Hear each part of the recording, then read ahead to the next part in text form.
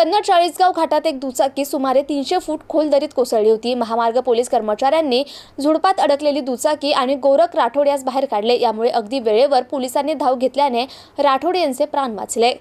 गोरख शिवराम राठोड हे कन्नडहून चाळीसगावकडे आपल्या दुचाकीने चालले होते। अचानक त्यांचे दुचाकीवरील नियंत्रण चाळीसगाव घाटातील मेणबत्ती पॉइंट जवळ सुटल्यामुळे तेथील सुमारे 300 फूट खोल दरीत खाली दुचाकीसह ते पडले। सदरील घटनेची माहिती मिळताच चाळीसगाव महामार्गाचे सहाय्यक पोलीस निरीक्षक संदीप पाटील, पोलीस हवालदार योगेश पवार यांनी क्षणाचाही विलंब न लावता घटनास्थळाकडे धाव घेतली। त्यावेळी सुमारे 300 फूट खोल दरीत झुडपात अडकलेली दुचाकी आणि त्यावरील गोरख शिवराम राठोड यांना बाहेर काढले। पुढे रस्त्यावर उभ्या असलेल्या ॲम्ब्युलन्स पर्यंत पोलीस हवालदार योगेश पवार यांनी आपल्या खांद्यावर उचलून त्यांना घेऊन गेले आणि पुढील उपचारासाठी त्यांना चाळीसगाव येथे रवाना केले। या अपघातामध्ये दुचाकीस्वार गोरख राठोड याच्या डोक्याला आणि हातपायाला गंभीर दुखापत झाली आहे। चाळीसगाव महामार्ग पोलिसांच्या या कार्यतत्परतेमुळे एका दुचाकीस्वाराचे प्राण वाचवल्यामुळे त्यांचं सर्वत्र कौतुक होत आहे।